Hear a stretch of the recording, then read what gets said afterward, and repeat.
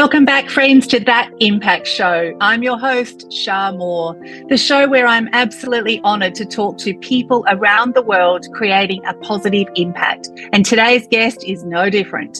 His name is Curtis Morley. Curtis is a 5-times entrepreneur, Wall Street Journal best-selling author, educator, thought leader, and patent holder who helps entrepreneurs achieve next-level growth. Curtis has built companies achieving 20x growth and acquired, get this, 96 of the Fortune 100 as clients. He's been Entrepreneur of the Year, 40 Under 40, and Inc. 500 times 5,000 6 times, including Hall of Fame. He's been heard on 1,000+ radio stations. Curtis is a Forbes contributor and he's writing his next book, which I am so excited about, called Counterfeit Emotions. Curtis, welcome to our show today.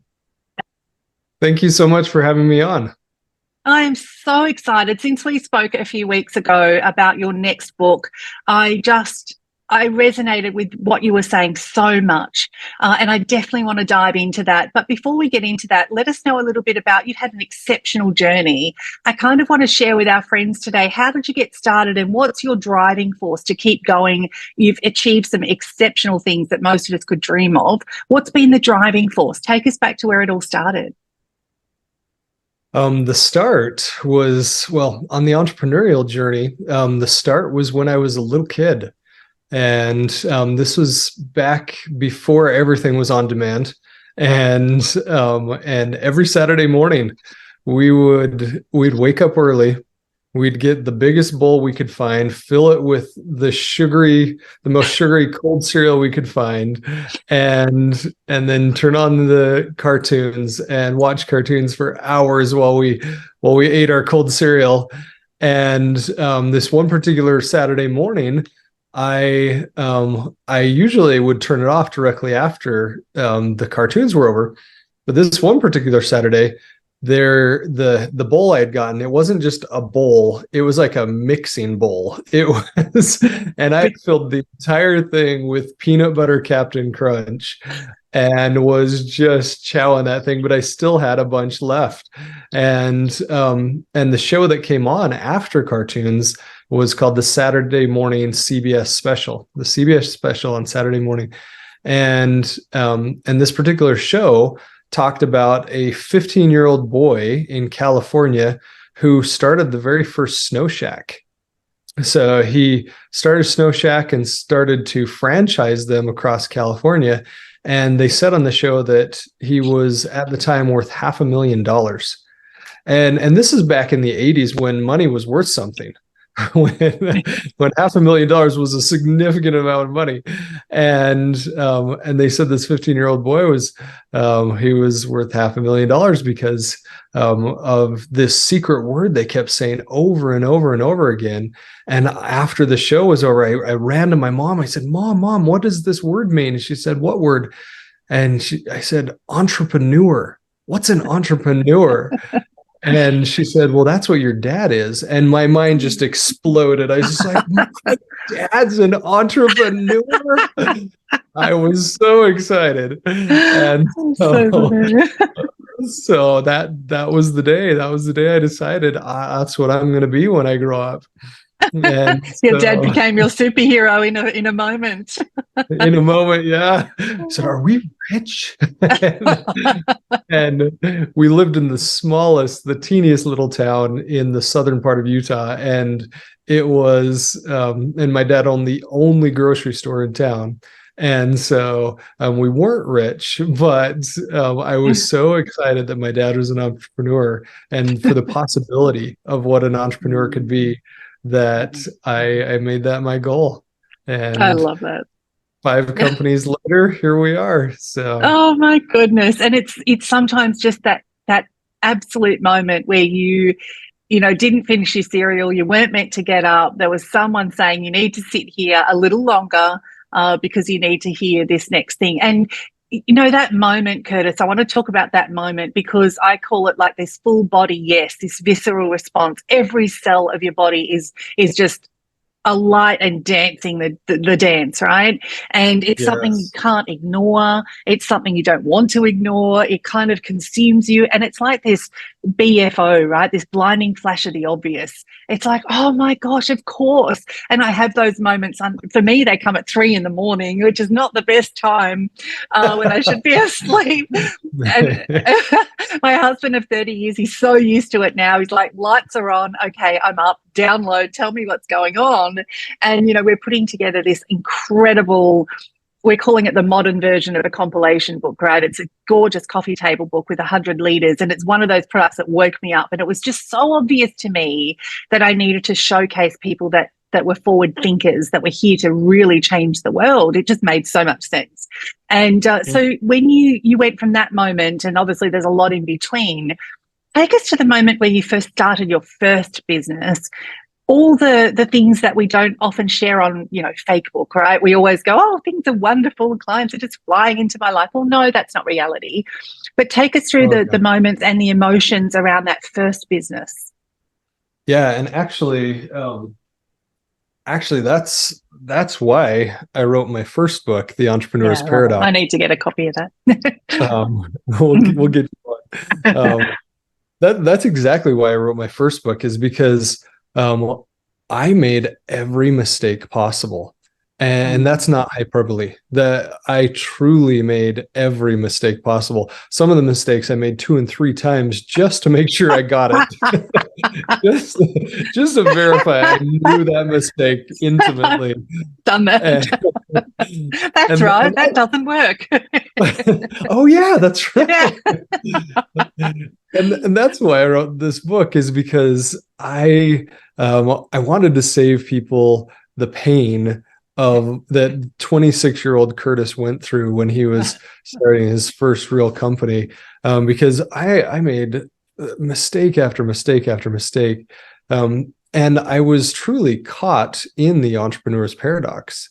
I started a company like most entrepreneurs do, being a really skilled technician at something. I had this skill. In my case, it was interactive multimedia and web design, and that was my first company I started. And everybody was so amazed that I was building these award-winning websites and these really incredible interactive kiosks that they said, "Well, you need to start a business." And I'm like, "Well, of course I do. If I know how to do multimedia, then of course I know how to start a business." Because they're the same thing. Oh no. Oh boy. If that were just the case. Yeah. And that truly is the paradox. The paradox is that what gets people into business, this incredible skill, possibly being the best in the world at what they do, that is the paradox, because it's what will prevent them from succeeding in business. You think, well, how is that? How can, being the best in the world at something stop me from succeeding in business? And listen to the terminology very carefully. Will prevent you from succeeding in business, not in your craft. Yes. You'll do phenomenal in your craft. But one question, when I mentor clients around the world, when I mentor them, one question I always ask is, if you're working on the product, who's working on the business? Yeah. And that's usually when the light bulb goes off and they're like, oh. Yeah. You can't work in and on at the same time, people. Yes, yes, exactly. Wow, that's great. And so now you've worked with a lot of the Fortune 100 companies. And so one of the questions I'm sure our friends listening will want to know as well, as small business, right? And I'm speaking for a lot of our clients and me, family-run businesses, we all start out, we all think that these big companies don't go through what we go through. And I know from years of being in business, over 20 years now, and speaking to so many successful, really highly successful people, they go through the same things we do. So I'd love you to touch on, for our friends listening today, Curtis, some of the things that you've seen at that top end of the market, right? And I guess when you're dealing with individuals, some of the emotions and mindsets and limiting belief what are the things, what are suggestions you give to people at that end of the market, which is literally the same for everyone, but for some reason we do all put these big companies up on pedestals and go, oh, they don't struggle with any of the things we do. So let's Yeah. talk through that one. It's interesting because in between companies, I actually went and worked for Franklin Covey, and I led Oh, marketing for Franklin Covey worldwide. wow. The leadership company, the 7 Habits of Highly Effective People, and I specifically did it with the thought in mind that I would be writing a book someday, and now 2 books, but also to see what big companies do different than startups, because I Mm. had been doing startups my whole life, and it was fascinating to see that big companies still have people running them. Humans still run big companies. Yes. And humans are, yeah, humans are fallible. Yeah. We are a bunch of fallible people. And it's fascinating because one of the big differences that I noticed was that larger companies are willing to take bigger risks in different ways. And Mm. starting a company, being an entrepreneur, that is risk. I mean, that's the definition of risk. And it's funny because even though entrepreneurs are typically pretty accepting of risk, they have a high Mm. risk tolerance. Um, in financial areas, they aren't. And oftentimes, entrepreneurs will play small because they're scared to risk playing big. And that's one of the Mm. things that turns companies into rapid growth companies, is when they make that transition to saying, I'm gonna just dip my toe in the water here, or dip my toe in the water there, instead of I'm going all in. Mm. And Bob Whitman, the former CEO of Franklin Covey, we did this promotion that went tremendously well. And and it was funny because a similar promotion right before that did tremendously poorly. Ugh. See, that's why entrepreneurs, like that's what you're saying there, is why some people don't go all in, because they could lose everything, they could win everything, but that's Yeah, exactly it, right? It doesn't always go to plan. yeah. And so with this campaign, we spent a lot of money on this campaign. It cost a Wow. lot. And it had tremendous results. But with my previous entrepreneur mind, I was thinking, when I met with the CEO, with Bob Whitman, he would say, "How much did you spend? Let's look at this number," and be focused on the expense side of things. But Mm. it was fascinating because I sat down with him and he said, "All right, let's look at the expenses." We talked about it. We talked about the expenses, but then he said, "And what's the ROI on this?" And I was able to show that we had a tremendous ROI. And his response wasn't, "How come you spent so much money?" No. His response was, "How much more money can we put towards this?" Oh, wow. And Yeah. So you're it doubling was down on it. exactly, if we know there's an ROI, then let's put dollars in the top of the machine so they'll Uh, spit out dollars in the dollars bottom. at the bottom. Yeah. Yeah, love that. And it's backing yourself. And I recently had a brilliant conversation with a Hollywood producer, Lawrence Kasanoff, and he talked about doubling down. And he's produced, Dirty Dancing, Mortal Kombat, Spider-Man 2, hell of a nice guy. And he was saying that, there's some things he put forward in the Dirty Dancing movie that we all know now as famous, but it got rejected the first time. And he Mm, said, we just doubled down because we believed in it. And so when something's working, or it's working as an entrepreneur, like friends listening to this, make sure you hear what Lawrence and Curtis are saying, is that when you see something, if there's an ROI, keep doing it. That's not when you back away. That's when you kind of go all in and do more, because that's spreading more joy and goodness in the world and helping more people. So that's the time to really back and double down on yourself, right, Curtis? Because there's all yeah. those emotions of, can I do it? Imposter syndrome. And we're so I want to talk to you about this because emotions is your thing, and I want to definitely dive into counterfeit emotions now and what that means for people that don't know about your book that's coming out and the thoughts around that. Talk to me about the emotions entrepreneurs have and your book, Counterfeit Emotions. Tell us all about that. Yeah, so glad you asked. Recently, I've taken a departure from writing business books, and I'm currently working on the book called Counterfeit Emotions. And the premise of Counterfeit Emotions is that for every authentic emotion we experience, there's a counterfeit, except for one. There's only one emotion that has no counterfeit, and that's peace. Mm. Every other authentic emotion has something that looks and acts and feels like it, but it creates destructive patterns of disconnection in our lives. And these emotions, they want to look and act and feel like the original emotion. They want to put on the clothing of that emotion and wear the mask and say, no, no, no, don't pay attention over there. I'm this emotion. And in reality, what happens is that instead of creating healthy and balanced lifestyle for us, they create these cycles, these patterns of disconnection that are very destructive in our lives. Wow. That's fascinating. When you shared that a few weeks ago, I'm like, gosh, that makes so much sense to me. And there's one you're working on at the moment. Do you want to take us through that to give everyone listening a bit of an example? Yeah, sure. So some of the dyads, some of the pairings that are in the book, there's some that are really obvious. For example, the counterfeit of love is lust. You can put your lips to someone else's lips in the spirit of giving and connection and unity, or you can do that exact same action as a counterfeit in taking and objectifying and lusting. Um, and then other emotions like guilt versus shame.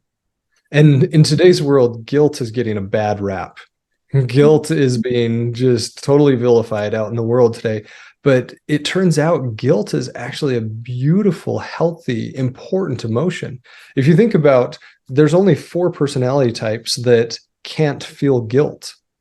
And if you think about who they are, we've got the narcissist, the psychopath, the sociopath, and the non-social behavior disorder. If we didn't have guilt in our world, we would all be narcissists and sociopaths, all of us. And so guilt is so healthy because it connects us to others. And if you look at the base emotion of guilt, it's actually empathy. Because I have empathy for you, I have guilt saying I did something wrong to you. Yeah, right. That's one of the key differentiations is guilt says I did something wrong. Shame, it's counterfeit, says I am wrong. My character, my being is wrong. Guilt says I made a mistake. Shame says my existence is a mistake, that I'm the mistake. And so there's all these pairings. And then there's some that are a little mind-blowing. And this is one of the first ones we're starting with, as far as the courses we're doing, master classes, is that nice is the counterfeit of kind. And people are like, wait a minute, I've been taught my whole life to be nice. Yeah. And now you're telling me not to be nice? Yeah. And that's exactly what I'm saying, is stop being nice. Instead, be kind. That's a t-shirt. We talk a lot about t-shirt moments on this show, Curtis, and it's like, don't be nice, be kind. Curtis Morley. There we go. We definitely need some t-shirts. There you We go. definitely need some t-shirts. Yeah. That's so great. And it's, my gosh, like that just, it blows my mind. Friends, you're watching this, leave a comment. I'm sure your mind's just gone like mine has, because, you know, it's those counterfeit emotions, as you say. I think it's perfect. And I just know that it's going to help so many people open their eyes to what they're feeling, and how they're internalizing it, right? And so, Curtis, what tips do you have for people? Majority of the people that listen and watch our show are business owners, okay? So we've got all different levels, people highly, highly successful, and people just starting out. and everyone in the middle.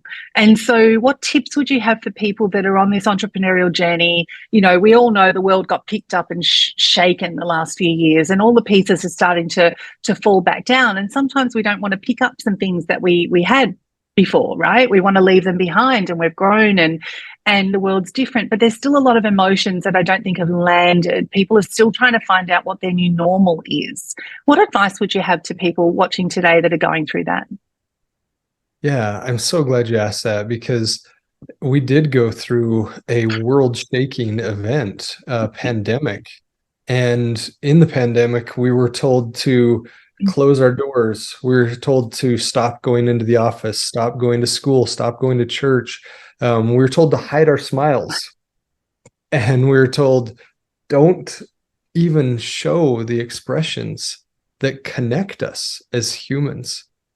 And I'm sad to report that right now, in the US at least, in the US, we've reached the highest suicide levels since the Great Depression, since almost 100 years, and right now is the highest suicide rate.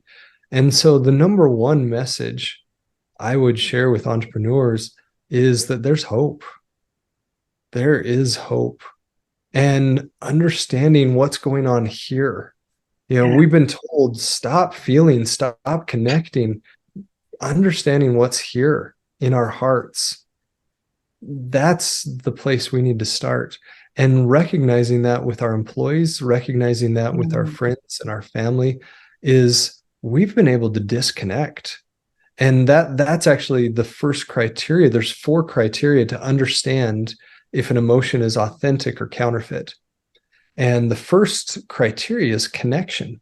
Does this emotion connect me? Does it connect me, well, first of all, to myself? Does it connect me to my authentic, true self? The one that doesn't need to wear a mask, the one that can express himself or herself vulnerably. Does it connect me there? Does it connect me with you? Does it connect me with others?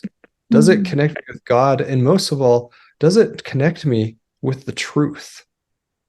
If there's those connections going on, there's a really good chance that it's an authentic emotion.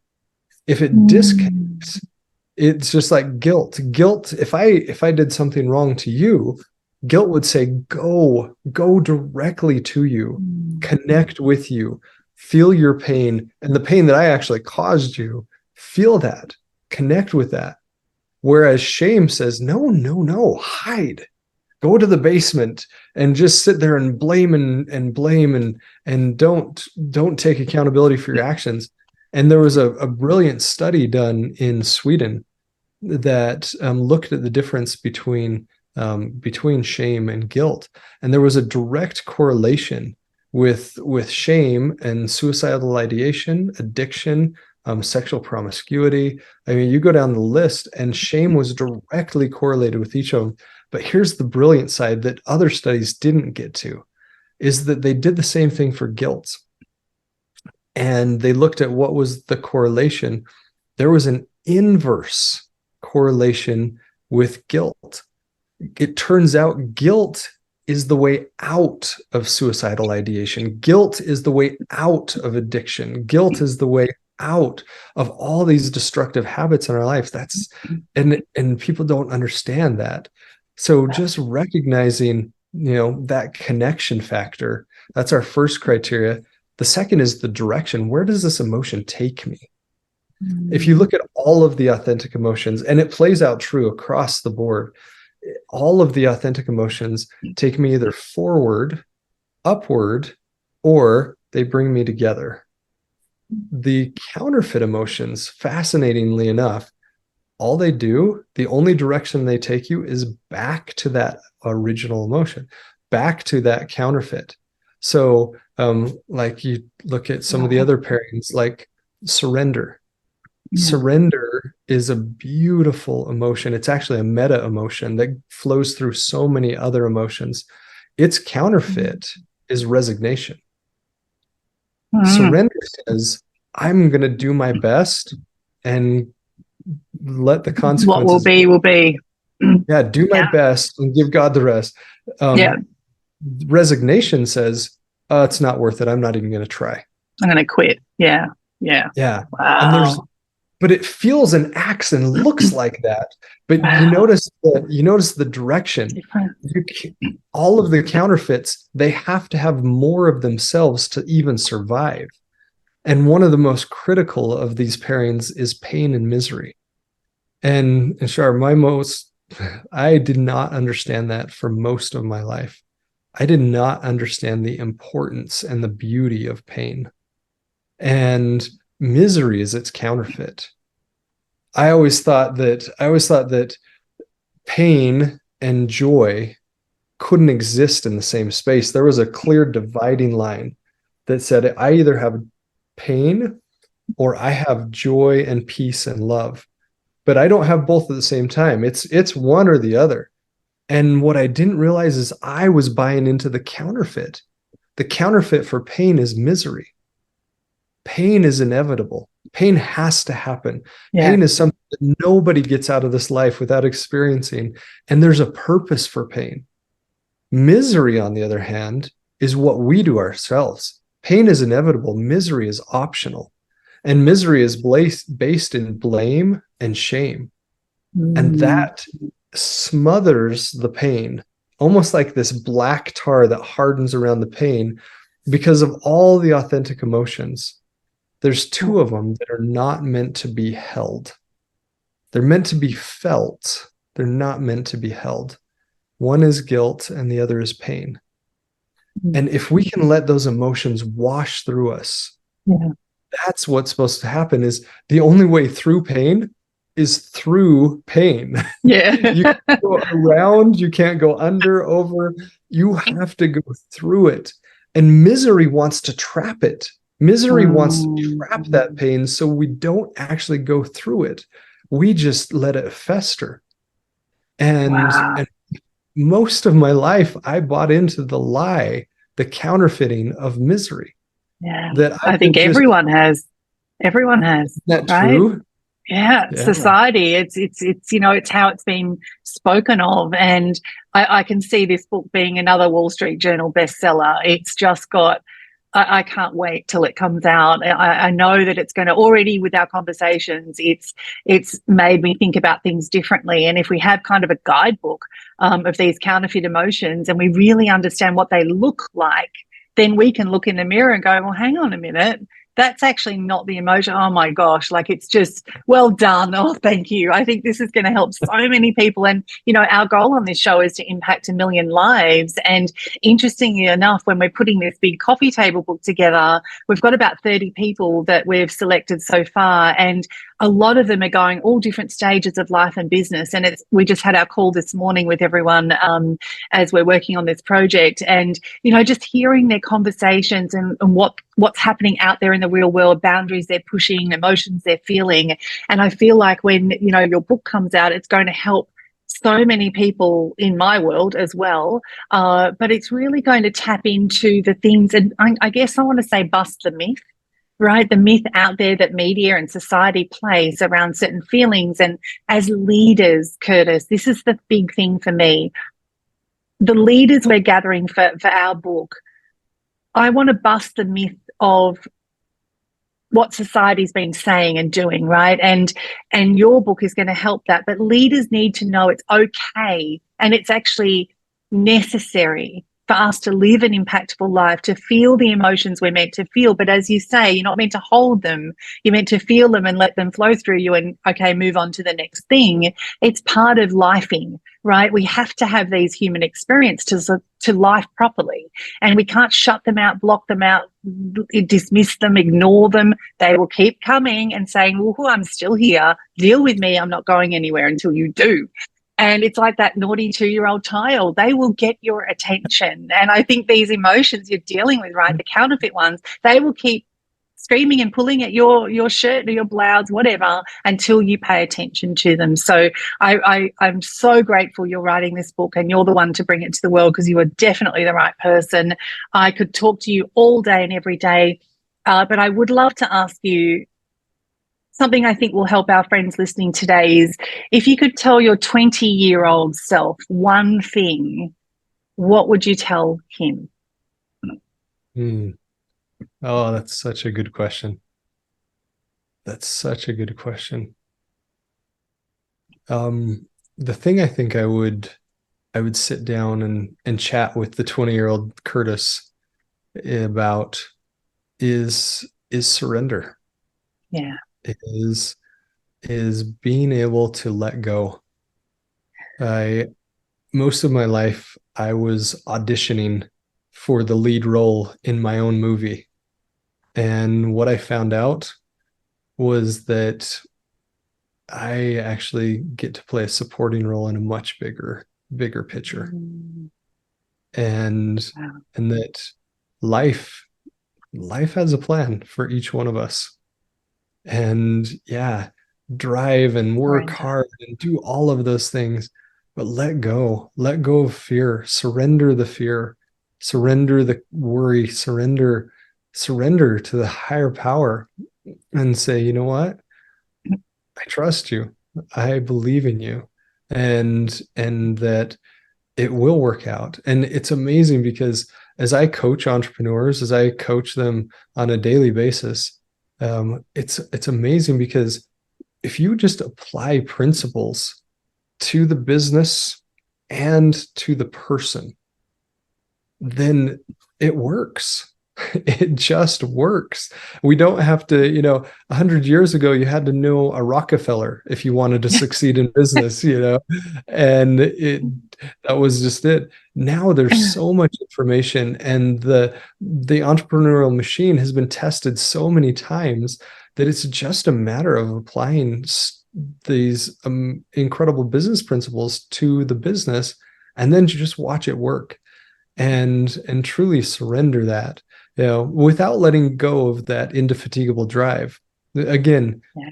doing my best, giving God the rest, letting the Yes. consequences fall where they may, but Yes. doing everything I can, and then stop trying to control the results. The results will happen. Mm. They'll come. But Love that.